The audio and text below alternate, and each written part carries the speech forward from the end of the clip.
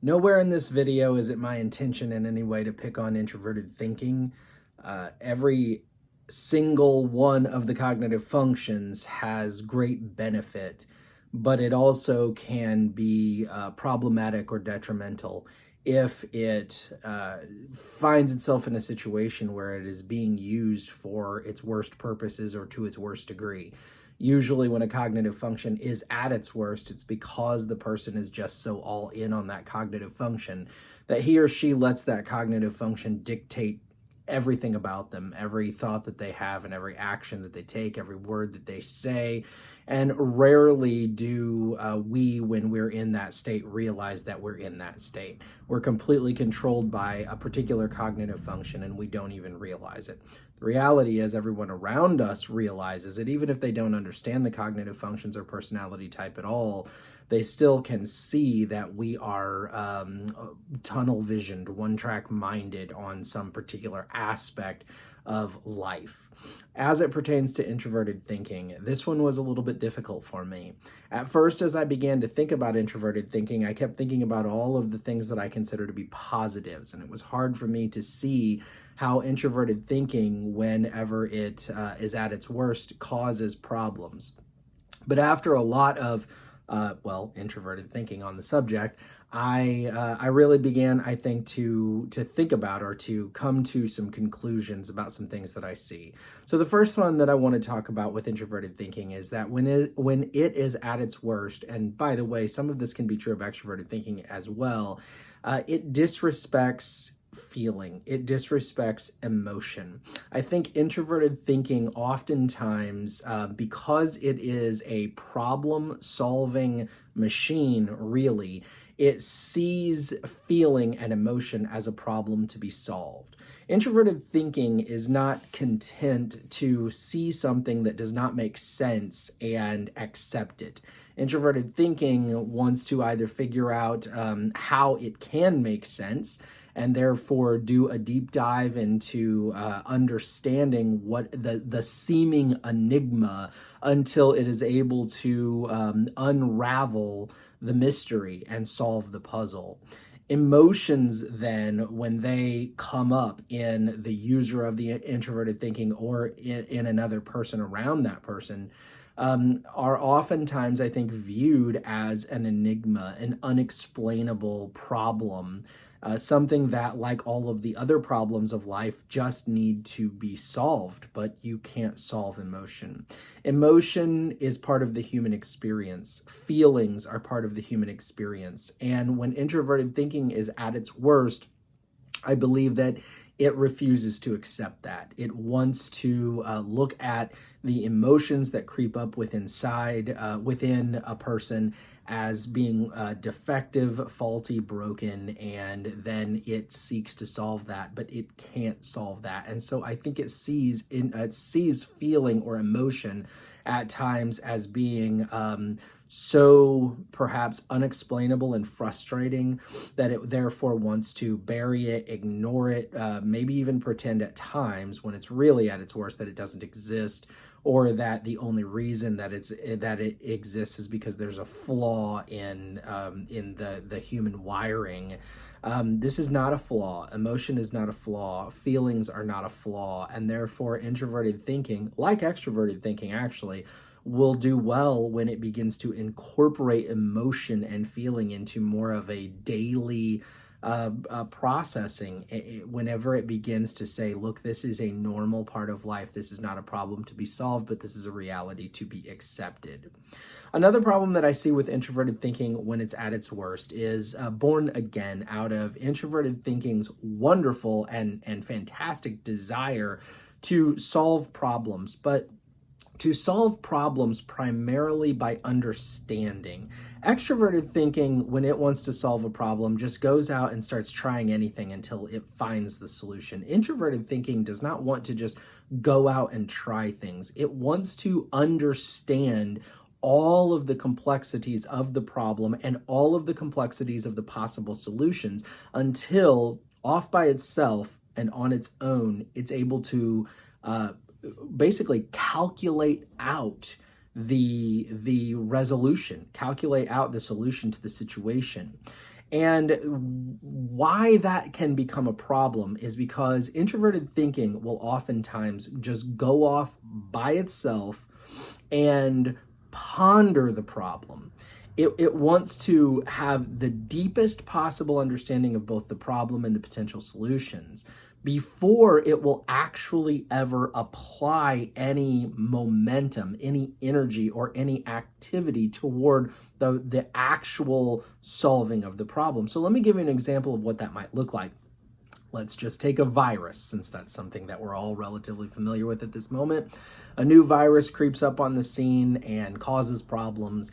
And of course, the primary concern of all of humanity is to find a solution to this virus. So let's just think about the different way that introverted thinking will attack this problem versus extroverted thinking. And I think I'll be able to reveal to you how introverted thinking, when it's at its worst, can actually be an issue, a problem, as it pertains to trying to solve another problem. When the virus creeps up and the call goes out to all of humanity to try to find the solution, extroverted thinking is going to say, hey, let's just try whatever, okay? Now, they're probably going to go to lab rats, and I'm not making any political commentary on, the use of animals in clinical trials.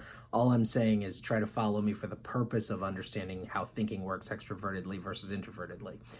Extroverted thinking is going to say, okay, give us a dose of the virus, right? And let's start just randomly smashing chemicals against it to see what will both kill the virus without killing the biological entity in which it lives, the person.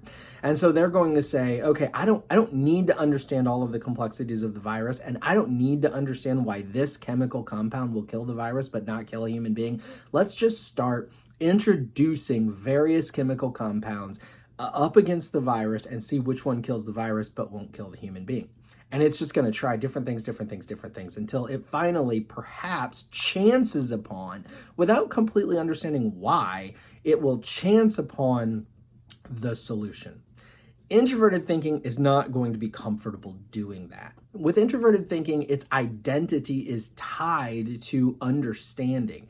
And so it can't just randomly throw ideas against the wall, hoping that one of them works. It first must understand all of the potential aspects of the problem, and then it will be able to figure out the solution on its own without having to necessarily try anything. So introverted thinking is going to go off by itself in a laboratory, let's say, but almost in a mental laboratory. Introverted thinking might be content to just have itself and a computer so that it can have access to the internet and do all of the research. Introverted thinking is first going to want to understand every last minute detail and aspect of this virus. What is the chemical compound of the virus, if that, I'm not a scientific person, if that's even a reasonable thing to say, or what is the molecular or the DNA makeup of the virus? And it's going to want to understand that so thoroughly that it could honestly probably write like a volume of work just on the existence of the virus itself. And then it is going to take all of the knowledge that it already has and combine it with as much knowledge as it can gain about all sorts of different chemical compounds or various ways that viruses have been fought and treated in the past, and so on and so forth. And then once it has such a thorough understanding of the DNA makeup of the virus and such a thorough understanding of all of the various chemicals that exist on our planet and how they work and how they affect biological entities and so on and so forth, then it will be able to puzzle out on its own in its mind which chemicals would naturally and logically fight the virus while at the same time not killing the human being. Now, that is a fantastic and amazing gift. I've heard it quasi-joked about that the introverted thinking people, the people with high introverted thinking, especially the ISTPs and the INTPs, are always the smartest person you're ever going to meet. And the reality is, it's probably true.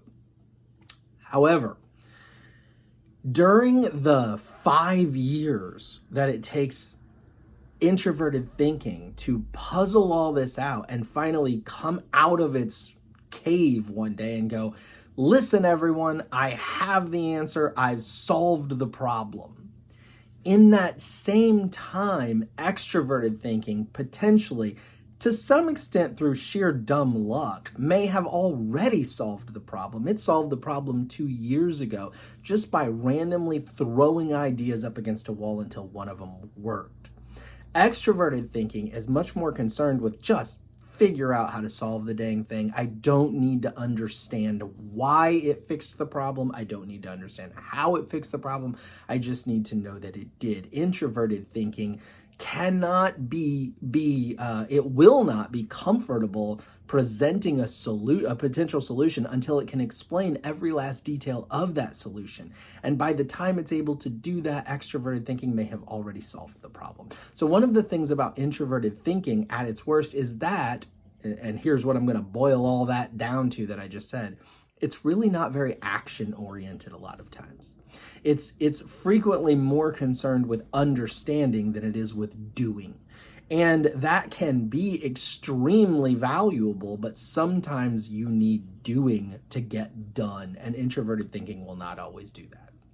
Now, I will admit, saying that introverted thinking, when it's combined with intuition, is a little bit more thinking over doing than introverted thinking when it's combined with sensing. Introverted thinking combined with sensing is a little bit more action oriented, but even then, it's so apt to just go off in a cave, go off in a hole all by itself and not come out to see the light of day and not be a part of the group and not be involved in any of the action that other people are taking, because it wants to go off by itself and perfect the idea or the craft or the art that it's thinking about, that it's focused on, that it's concerned about. And then one day it just randomly appears out of its cave and says, hey, everybody, look what I've done. Look what I've created. Look what I've been able to figure out. Look what I've puzzled. Look at the ability that I have been able to